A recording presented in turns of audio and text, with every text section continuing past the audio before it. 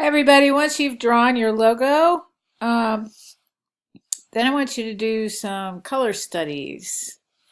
So color studies basically are just little squares that show the colors that you intend on using. So let me see if I can find a style guide that will make sense to you here. Okay, here's something called Medium. And you can see they did their type studies, and then in their style guide, they show the font selections that are to be used with their brand. And I'm just going to assume you guys have never done this, although I suspect you have. So forgive me if I'm just repeating what you've already learned. But you can see this is the font that they want used in all correspondence, um, envelopes, letterhead, business card, etc. And of course, the reason for that is to maintain a consistent look. Like if you suddenly threw in papyrus in here, it'd be like, I'm not sure I can trust this company. um, I always thought this one was really beautiful. I don't even know what this company is, but I think it's a bold move to use such a simplified logo. And it does look like a wolf. It also looks like a necklace. It's just an elegant way of going about things. So here's a good example of what I would like to see as your color study. So I wrote 5 sets of 3 or less. So you might say, but I want to use 5 colors, or I want to use a gradient. No, you want to keep it simple. It's a contemporary look. If you use too many colors in a logo or really any design, it gives off an indecisive, unfinished look that will draw your eye away from what you really want people to look at. So the key to not having that happen is to reduce your color palette as much as possible. So 3 or less is more than enough. If you do want to use gradients, maybe like I said last week, your audience is going to really be into Chrome, then you need to pick out all the colors within that gradient and say, well, I really want to use these colors. So with that in mind, if you really want to use another color, please explain it. It would make sense if your logo was a highly illustrative one. Maybe your logo looks like Elvis and you want to use pink, black, chrome. Well, let's discuss it. But for the rest of you, keep it down to 3. Anything like this that you add is only going to benefit you in the long run. It's the professional way of doing stuff. Pantone, CMYK, RGB numbers, all that stuff will help you and future printers in the future. When you want things to be really specific, that's how you ensure it's going to happen. But anyway, I love this one. I don't know who this company is. I never bothered to look, but I just think their branding guide is so beautiful. Here's another way to display this specific color palette. Basically, you guys, if you just want to do a box, here I've got Illustrator open. There's my arm. So if you just want to do one box, fill it in with color. There's your color. Then copy, paste it. Do your other color. And then do one more.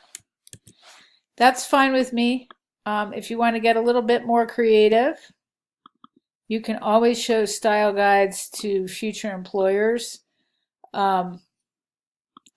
If you want to be a designer, it's a good idea to do a perfect job at this because this is the kind of thing you'll end up doing for work.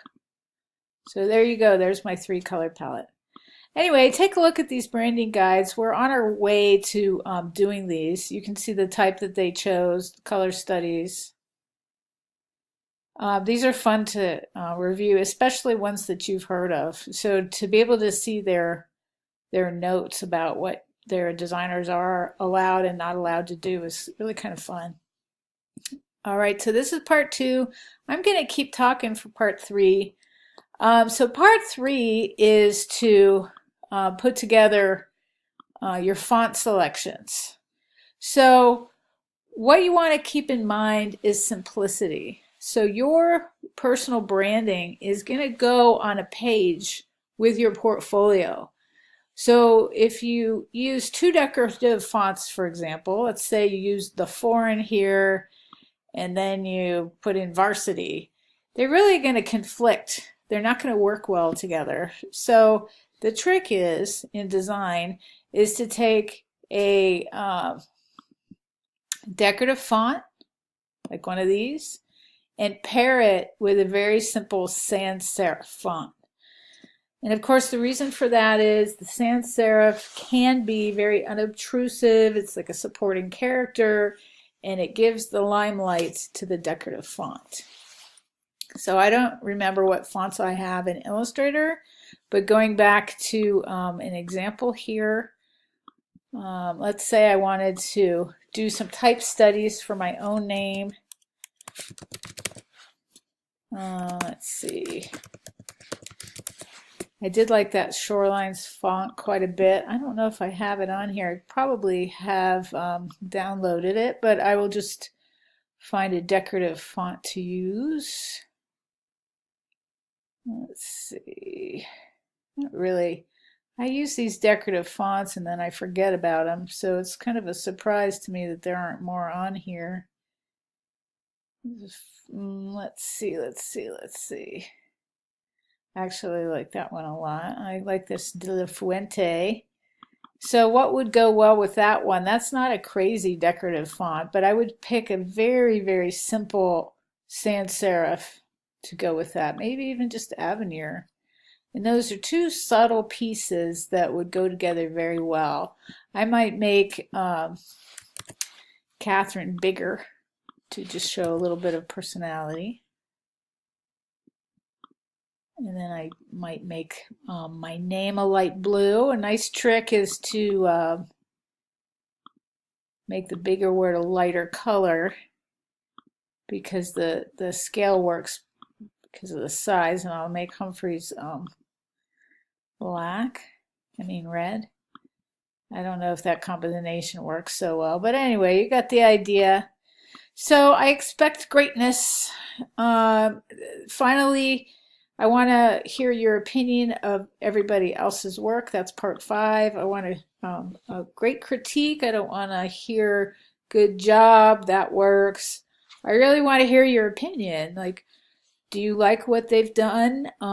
And try to speak from a design perspective. Like, use words from the design vocabulary, like typography, composition, color palette, etc. All right, let me know if you have any questions.